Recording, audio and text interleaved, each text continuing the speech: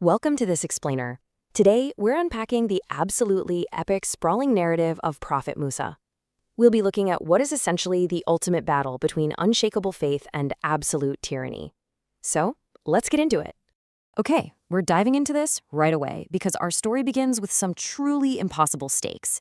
We have a terrified Pharaoh driven by a nightmare that an Israelite boy is going to eventually overthrow his empire. So what does he do? He issues a totally ruthless decree. With literally zero moral dilemma, he just orders the death of all newborn Israelite boys to protect his own power. Part 1, A River and a Promise. This brings us to our first major chapter, where water acts as both a literal savior and a profound test of trust in a divine promise. To really grasp this, we need to trace the epic arc of his life. It's a massive journey, right? It goes from his miraculous survival as a helpless baby placed in the Nile River to his youth growing up right under the Pharaoh's own roof. Then we follow him through 10 quiet years of exile in Midian, all the way to the heavy burdens he faced spending 40 years wandering the desert as a leader. Now, talk about profound irony. Just look at the stark contrast between Pharaoh's ruthless tyranny and the pure faith of Queen Asya, his wife. She finds baby Musa in a basket by the river and pleads to keep him. So the ultimate tyrant unknowingly takes in and raises the exact boy destined to destroy his entire empire. And it's all thanks to the merciful, delicate faith of his own wife. Part 2, The Divine Calling.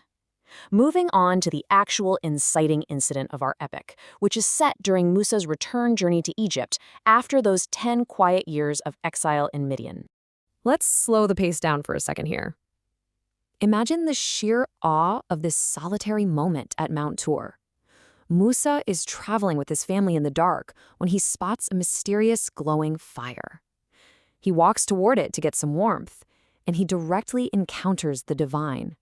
Hearing the profound words, "O Musa, verily I am Allah, the Lord of all creatures of the universe." To gear him up for what's coming, Allah equips Musa with two distinct miraculous proofs. First, his everyday wooden staff transforms into a massive living serpent. Second, his hand shines a brilliant, blinding white. You see, despite Musa's deep personal insecurities, he even had a speech impediment. He's being reassured here. He is fully prepared to confront the ultimate oppressor. Part 3, Plagues and the Exodus. Okay, we are about to hit the most cinematic and intense phase of our explainer, where divine miracles clash directly with earthly arrogance. This showdown is just brilliant. Pharaoh tries to publicly expose Musa by gathering the absolute greatest magicians in the land.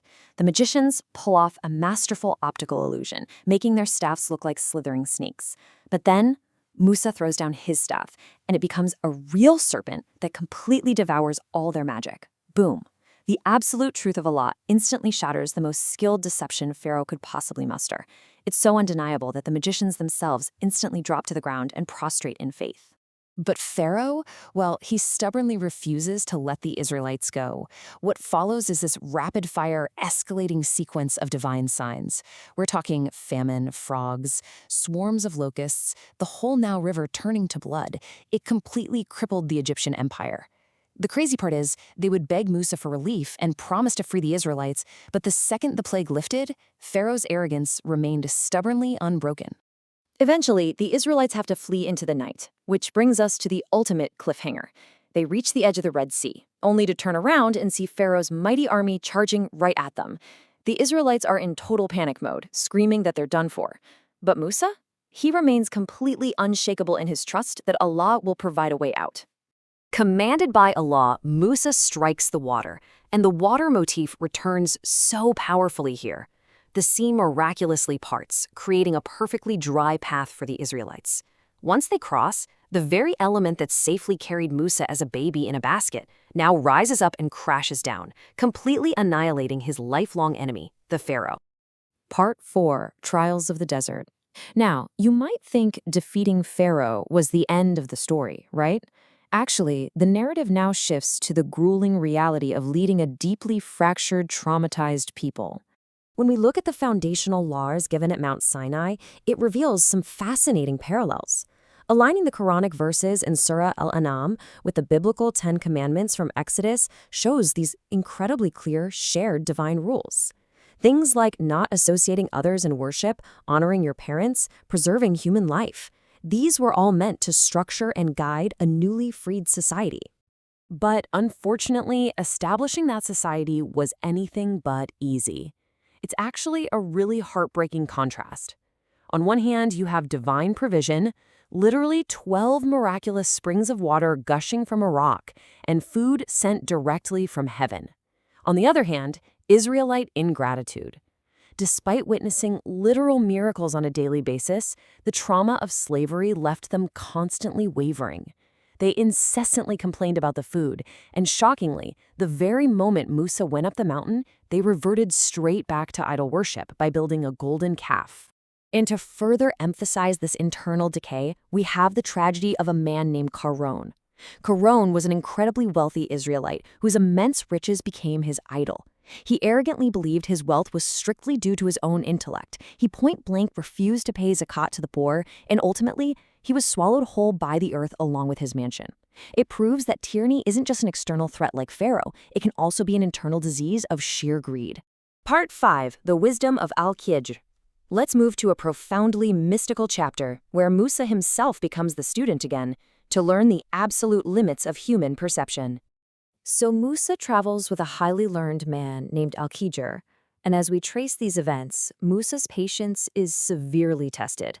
He watches Al-Khidr intentionally damage a boat belonging to poor workers, take a young boy's life, and repair a wall for free in a town that completely refused to even feed them. Musa observes all this, and it makes absolutely no logical sense to him on the surface. But here is the true core of this whole explainer. Al-Khidr pulls back the curtain on these events and explains the hidden reality. That damaged boat? It was intentionally flawed, so a tyrant king wouldn't seize it from the poor workers. The boy's passing? It protected his righteous parents from severe future grief and disbelief. And the repaired wall was actually securing a hidden treasure that rightfully belonged to 2 orphan boys until they grew up. It's a massive lesson for Musa that divine wisdom is vastly deeper than our immediate, limited human judgment. Part 6. A Prophet's Legacy. As we come to the end of this epic, it's time to reflect on the immense personal toll these trials took on our protagonist. It's honestly a sobering reality. Think about it. Despite being their great liberator, Musa spent the rest of his life managing endless rebellion. When instructed to enter the Promised Land, his people flat out refused to fight, which resulted in 40 long years of just wandering the desert.